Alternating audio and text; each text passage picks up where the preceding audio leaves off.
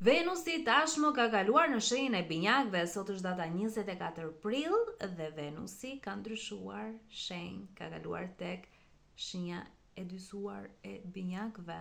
Venusi është planeti që përfaqëson dashurinë, romancën, shprehjet romantike, financat, kënaqësitë, aftësitë artistike dhe gjatë kohës që do të jetë në shenjën e binjakëve,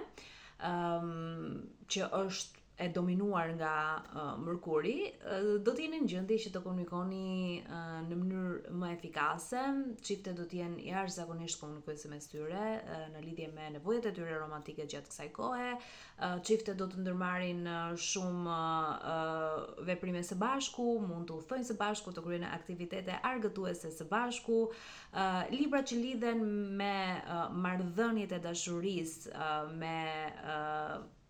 trekëndçat e dashurisë, gjithashtu për podcastet edhe filmat do të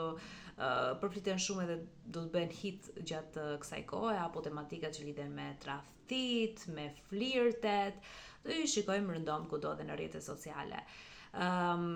Do të ketë shumë përmbajtje që lidhet me modën, me bukurinë, do të kenë shumë trende që do të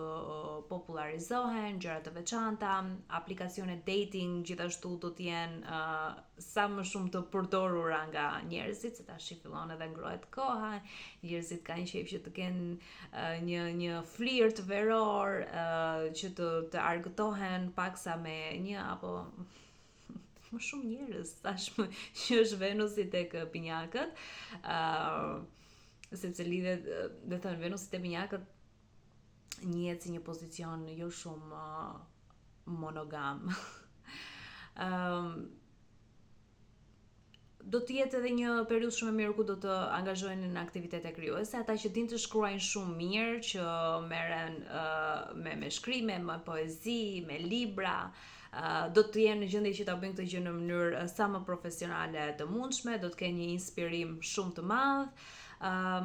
dhe do të bëheni të njohur për shkak të kreativitetit tuaj në çfarëdo lloj forme qoftë ajo. Por meqense binjakët lidhen me komunikimin, çfarëdo lloj gjëje që lidhet me komunikimin dhe shprehjet komunikative do të jenë ato që do të